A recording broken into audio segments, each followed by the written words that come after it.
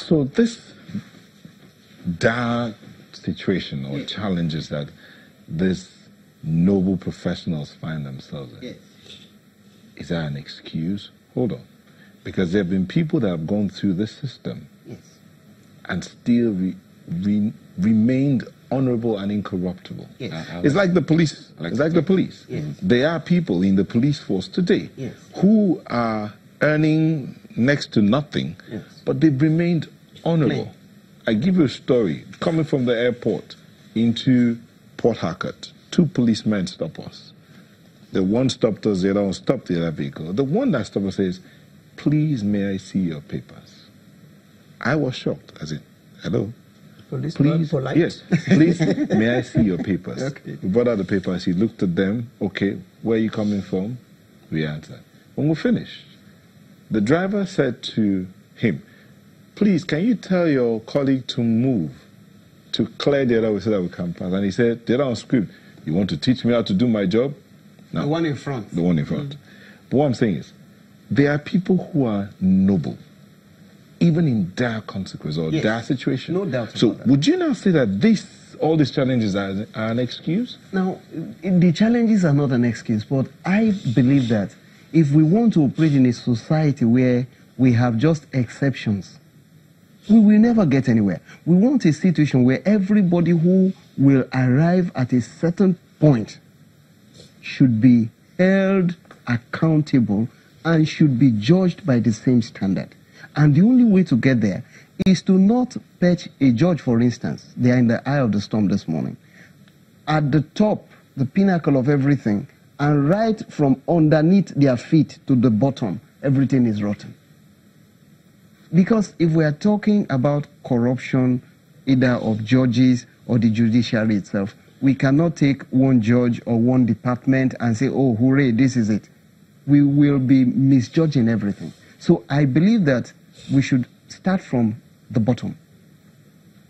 The appointing procedure, who appoints, what's needed to qualify you for appointment, and so on and so forth. And when we look at all those, thorough background check, and be able to get something reasonably safe to say, well, I can appoint, or we can appoint this fellow. Look at what's going on in the United States Senate because of the appointment of one justice of the Supreme Court. One. I listened to one Senator Susan yesterday. I'm sorry I can't remember. A Republican from Maine. I can't remember her surname. When I had her submission for 47 minutes, I listened to her. I asked myself, when last did I read a judgment of that quality in Nigeria? I'm a lawyer. I go to court nearly every day. Is it because the judges or the justices, depending on which court, are not intelligent? No. You don't expect a man who has 1,000 pages of record of proceedings to read in one case, and yet has 50 cases before him on one day to do a thorough job. So the system itself is not built for one, thoroughness, integrity, because integrity is not just about money. If I write a judgment knowing that I couldn't read all of what I should have read before writing the judgment, that is corruption. That is corruption. We should not in any way trivialize those issues, because it's not only about collecting money. When we talk about corruption in Nigeria, people just think it's all about money. Now, if we want to look at the entire system itself, the support staff, to get even a fresh matter filed is a problem. When it is eventually filed, to get the originating processes served is a problem. When it is eventually served, to get the matter assigned to particular courts, we have heard how lawyers have given money to judges and support staff to have their matters assigned to certain courts. All this will cause overheating in the system, and until we address them, we'll just be running round in circles. And then you go further. Okay, let's take Lagos. Lagos is supposed to be like the doyen of the judiciary in Nigeria. Let's take Lagos, for example. Computerization in other climes is his business. But in Lagos, computerization has complicated issues in the judiciary.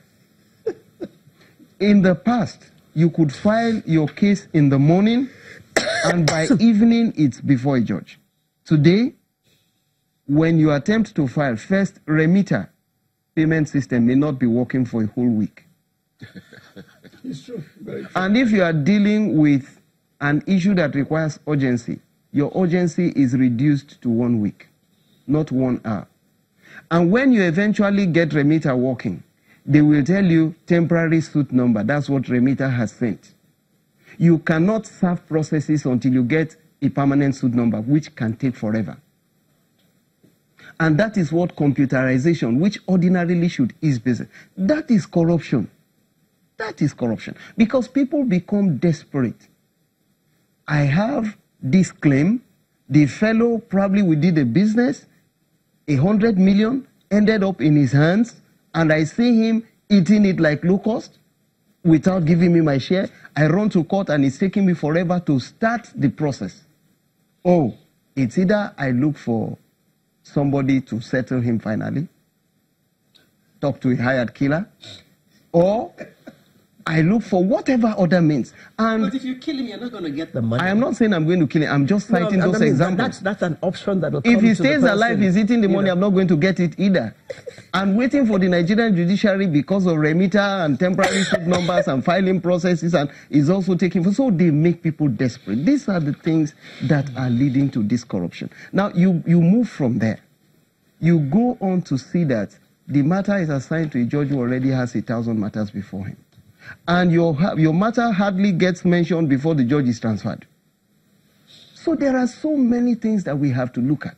And if we don't deal with those issues, taking the judges alone to talk about judges are corrupt and all that is neither here nor there. We are never going to get anywhere doing that. We must take a holistic overhaul of the system. If we don't do that, and it cuts across. Okay. Even when I eventually file and serve you, you have 42 days, not including Saturdays and Sundays and public holidays, to respond. And when you don't respond, in Lagos, for instance, the penalty for not doing the right thing at the right time is 200 naira per day. Per day. I can keep your matter there forever. So if you ask me, some steps ought to be taken, and that would be law review steps before we can talk about dealing with corruption in any way at all in the judiciary. Gentlemen, we're out of time. Let's say out of town. So in 10 seconds each, real quick, solution, 10 seconds. Chief. Independence of the judiciary, confidence of the judges, and cooperation of lawyers. Then we can move forward. Funding, and funding. Give to justice what it should get. That's just the most important thing. And place the judges where they should actually be. Because the sacrifices are big.